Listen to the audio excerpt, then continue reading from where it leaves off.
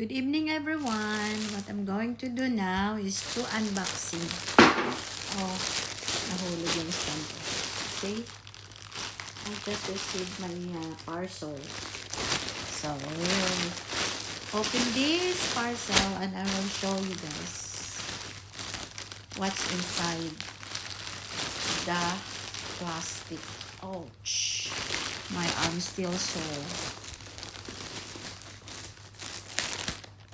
Because there is a bit tear in my elbow. Oh my.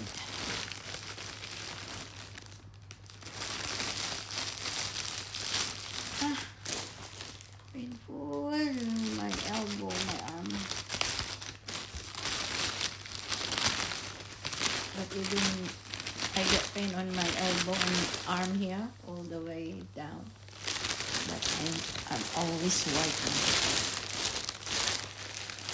So the first one I'm going to show you guys. My order, the white one.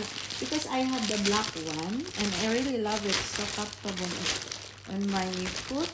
So I said I'm going to get the white one. See that? It's really nice. But the other ones, it looks not very big. But this one is just, oh wow, nice. The same one. So I will just put in here para lumiit. Gaya ng ginawa ni Phil doon sa black ko. Ayun yung black ko, guys. I'll show you my black. I think I got this 2 months ago. This one, oh, see. Ang ganda niya. Ang komportable talaga siya. Kaya bumili ako ng puti. I bought the white one. So comfy.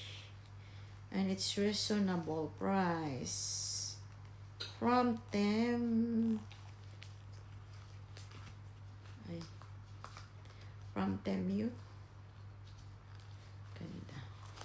Temu. So, pag dumating na yung free parcel ko, guys, kasi magiging influencer ako ng Temu, may mga free products akong darating dahil yun yung i-content ko. Minessage kasi ako ng Temu na gawin akong influencer ng kanilang product. So, pag dumating yun, gagawa ko ng content. Just 15 seconds lang naman. So, first free product ko ay worth $65. So, ayun.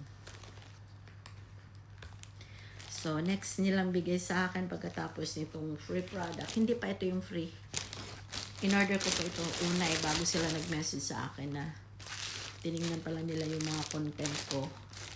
Sabi niya na gawin akong influencer. Siyempre, payag ako. Design din yun. May bayad naman. Every post, pag sa Instagram ay $15 bawat post. Kailangan makapag-post ng 10 contents every day. So, sa naman, sa Facebook, $8 lang per post. So, kung 10 times 8, 10 contents, so 80 lang. At least sa Instagram ay 150 for 10 posts, 10 contents. And sa YouTube ganun din $8. Sa TikTok ganun din $8. Mahal lang talaga sa Instagram. 15. So why not? Gawin natin para naman may extra income.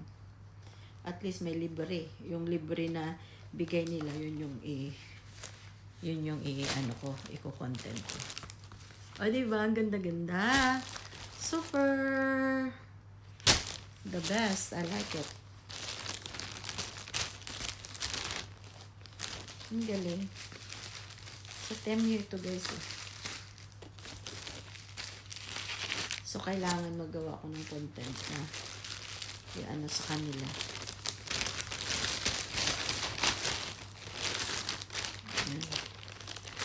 Itatag sa kanilang website. So, ito naman.